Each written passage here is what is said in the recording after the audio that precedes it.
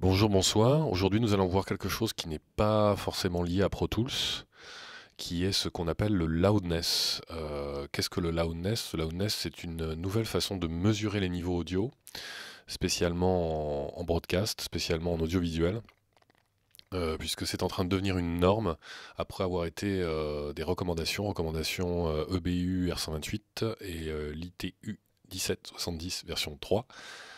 Donc deux recommandations qui ont été fondues en une seule et qui est en passe de devenir une norme depuis janvier 2012 en France, grâce au CSA, qui a donc pour but de simuler en gros ce que l'oreille humaine entend, et non plus de se contenter de mesurer des niveaux électriques. Puisqu'avant c'était le cas, on mesurait des niveaux électriques, et c'est pour ça qu'on se retrouvait très souvent à la télévision avec des niveaux très éparses, des publicités très fortes, des bandes annonces très fortes, des films beaucoup moins forts et ainsi de suite. Alors on avait l'impression que c'était vraiment les niveaux qui étaient différents. En fait, les niveaux n'étaient pas différents, pas tant que ça. Les niveaux électriques n'étaient pas différents. Mais ce qui était différent, c'est le traitement qui était fait sur le son et qui faisait que certains programmes sonnaient beaucoup plus fort que d'autres. Et donc, avec le loudness, tout ça est censé être fini, et c'est relativement fini, puisque ça marche assez bien en fait. Et justement, le but de l'exercice d'aujourd'hui, enfin pas l'exercice, de la démonstration d'aujourd'hui, c'est justement de montrer comment ça marche et de montrer que ça marche, parce qu'il y a des gens qui sont encore un peu dubitatifs. Et donc, il y a deux démonstrations que j'ai mises au point, que je trouve assez parlantes, qui montrent assez bien comment ça fonctionne et qui montrent surtout assez bien que ça fonctionne. Voilà. Donc en gros, j'ai une voix off qui a été prise pour un film que j'ai mixé il y a quelque temps. Et cette voix off, donc ici sur cette piste-là, elle est non traitée, c'est-à-dire qu'elle est vraiment sèche, sans aucun traitement.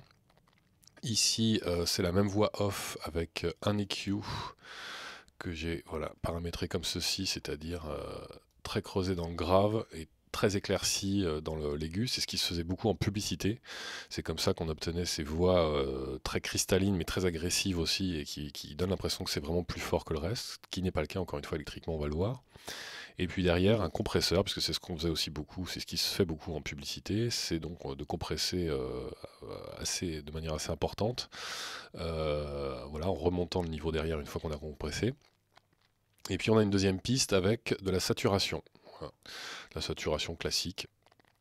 Pourquoi de la saturation? D'abord pour la démonstration, vous verrez que ça marche assez bien. Et puis aussi parce que vraiment dans la pratique, c'est quelque chose qui pouvait être utilisé. Moi, j'ai déjà utilisé sur des explosions, par exemple des explosions nucléaires dont on trouvait qu'elles n'étaient pas assez violentes. Et en saturant le son, on avait quelque chose de beaucoup plus fort, du moins à l'oreille. Donc voilà ce que donne par exemple la voix seule. Donc je ne les ai pas panoramiquées. La voix seule sèche est à gauche. Et les voix traitées, donc l'aigu et la saturée, sont à droite. Donc vous allez voir qu'électriquement, ici, on a un quasi-pic-mètre en DIN. Ici, on a un pic-mètre. Vous allez voir qu'électriquement, si je prends par exemple la sèche plus l'équalisé compressé, on va avoir quelque chose d'assez équivalent. J'ai fait en sorte que le niveau soit à peu près équivalent. Les yeux rétrécis, le nez pincé, les oreilles décollées. Les yeux rétrécis, Donc si le vous nez regardez pincé, ici, les oreilles décollées. vous voyez que autant en DIN qu'en picmètre classique ici, on est à peu près bon. Évidemment, ça ne module pas tout à fait pareil, mais enfin en gros, on est à -4 ici. Ici, on est à peu près entre -9 et -10, et ça se tient à peu près, je vous remontre. Les yeux rétrécis, le nez pincé, les oreilles décollées. Les yeux rétrécis, le nez pincé, les oreilles décollées. Voilà, pour l'instant, on est même un peu moins fort du côté des voix traitées, en tout cas sur le DIN. Ça va être pareil pour la saturation.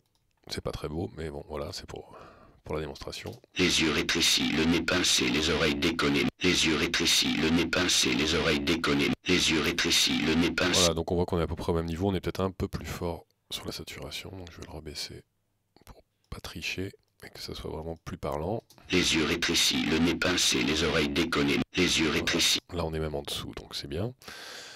Donc voilà pour l'ancienne mesure, la mesure que j'appellerais électrique, c'est-à-dire vraiment la mesure des niveaux électriques. Et maintenant, on va regarder ce que ça donne avec des outils de mesure en loudness. Donc il y a par exemple le New Gen Audio, que voici, que je vais mettre ici, et que je vais donc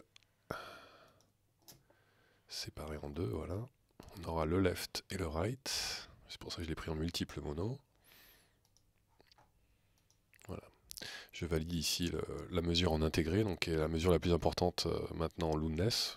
Enfin, en tout cas pour les programmes de plus de 2 minutes. Il y a aussi le short term max, mais enfin, on n'est pas là pour parler de ça. Et donc, on va voir ce que ça donne avec l'enregistrement sec, l'enregistrement compresseur plus limite compresseur plus EQ, pardon. Donc voilà ce que ça donne. Ici donc on va avoir la voix sèche et ici on va avoir la voix équalisée et compressée. Les yeux rétrécis, le nez pincé, les oreilles décollées. Voilà, donc on a un écart d'une unité, ce qui n'est pas là forcément très très parlant, enfin c'est déjà pas mal par rapport à ce qu'on avait avant, puisqu'une unité 1 élu en gros égale à 1 dB, donc on n'avait pas 1 dB d'écart en pic-mètre, et ça va être encore plus parlant sur l'exemple avec la saturation. Je vais tout remettre à 0, voilà. Les yeux rétrécis, le nez pincé, les oreilles décollées. Les Et yeux là vous voyez rétrécis, clairement le nez pincé, qu'ici les on est oreilles beaucoup plus décollées. fort Les yeux qu'ici. rétrécis. On a quasiment voilà, 6 LU de différence entre les deux. Donc ce qui prouve bien que cette mesure Loudness est capable de détecter ce qu'on pourrait appeler les tricheries qui existaient avant, comme la compression, l'équalisation et ou la saturation excessive.